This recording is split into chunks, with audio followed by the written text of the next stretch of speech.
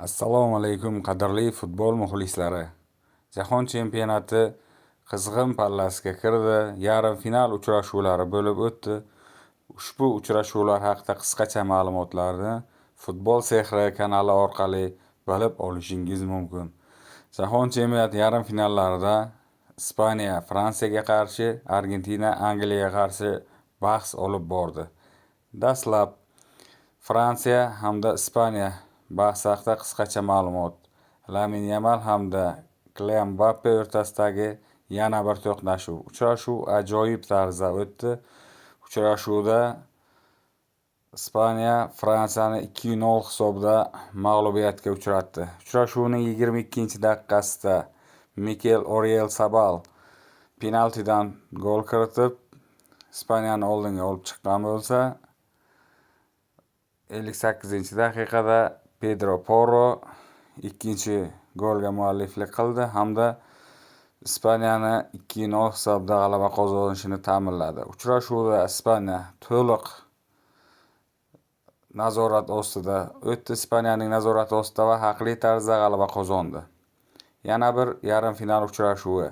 Angliya Argentina. Jude Bellingham Lionel Messiga qarshi. Juda qiziqarli tarzda o'tgan uchrashuvda Argentina so'nggi soniyalarda super kambek evaziga g'alabani ilib ketdi va keyingi bosqichga yo'l oldi.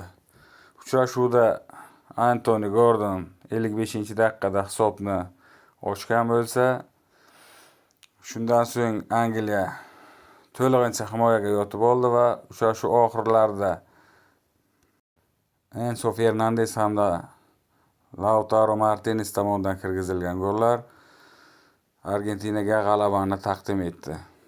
Finalda Argentina hamda Ispaniya bahs olib boradi. Messi 2007-yil Lamin Yamalni cho'qintirgan edi.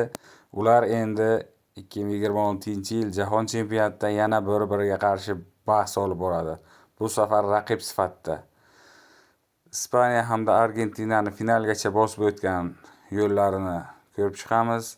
Ispaniya birinchi turda Cabo Verde bilan 0-0 hisobda durang qayd etdi. Saudiya Arabiston 4-0 hisobda mag'lubiyatga uchratdi.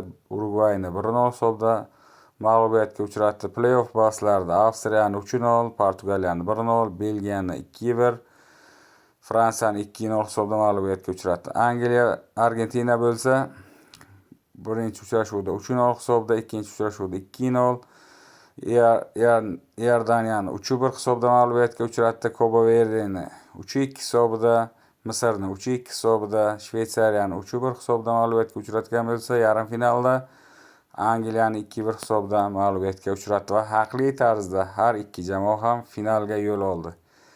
Qiziq fakt shuki, ikki jamoa ham Cabo Verdeni asosiy vaqtda mag'lubiyatga uchrata olmadi.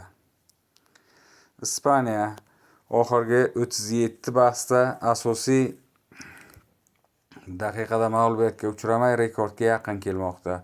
Assistentlar bo'yicha Michael Olise 5 ta assist bilan birinchi o'rinda ketyapti.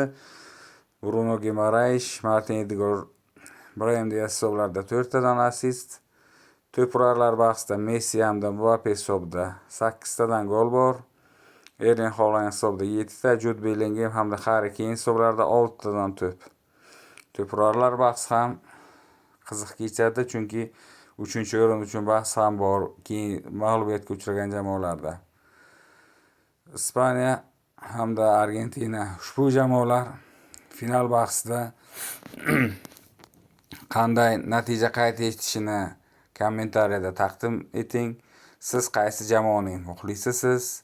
Siz qaysi jamoani finalda g'olib bo'lishini xohlaysiz?